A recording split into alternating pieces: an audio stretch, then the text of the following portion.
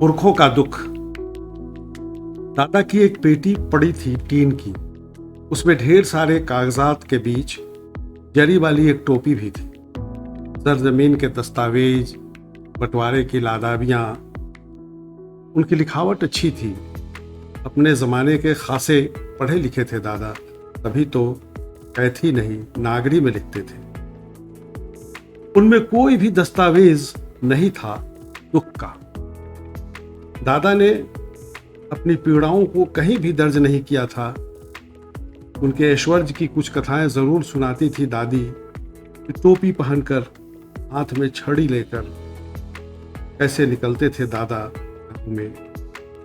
लेकिन दादी ने कभी नहीं बताया कि भादों में जब झड़ी लगती थी बरसात की और कोठी के पेंदे में केवल भूसा बचा रह जाता था, तब पेट का दोजख भरने के लिए अन्न कहां से जुटाते थे दादा। नदी और चौड़ चांचर से घिरे इस गांव में अभी मेरे बचपन तक तो घुस आता था गड्ढक का पानी।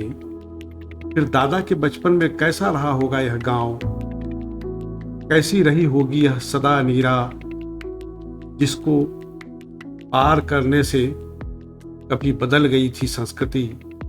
सभ्यता ने पा लिया था अपना नया अर्थ। और कुछ भी तो नहीं है दर्ज कहीं, और कुछ भी तो नहीं है दर्ज कहीं, फकत कुछ महिमा गानों के कि हम महान यात्रिक कुल के वंशज हैं। हमने ही बनाया था वैशाली का जनतंत्र। कोई 3000 वर्षों से बसे हैं हम इस सदानिरा शालिग्रामी नारायणी के तट पर। लेकिन यह किसी ने नहीं बताया है कि बाढ़ और वर्षा की दया पर टिकी छोटी जोत की खेत से कैसे गुजारा होता था पुरखों का। क्या स्त्रियों को भी मिल पाता था भरपेट खाना? क्या स्त्रियों को भी मिल पाता था भरपेट खाना? बचपन में बीमार रहने वाले मेरे पिता बहुत पढ़ लिख नहीं पाए थे। वे तो जन्म से ही चुप्पा थे।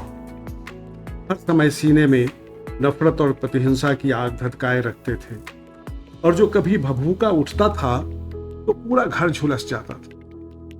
उनकी पीड़ा कोसी की तरह प्रचंड वेगवती थी, जिसे भाषा में बांधने की कभी कोशिश नहीं की उन्होंने। मैंने माँ की आंखों और पिता की चुप्पी में महसूस किया था जिस दुख को। मैंने माँ की आंखों और पिता की चुप्पी में महसूस किया था जिस दुख को अचानक उसे अपने रक्त में बहते हुए पाया। किसी भी अन्य नदी से ज्यादा प्राचीन है वेदना की नदी, जो समय की दिशा में बहती है, पीढ़ी दर पीढ़ी, पुश्त दर पुश्त। दुख का कारण और निदान ढूंढने ही तो निकले थे बुद्ध।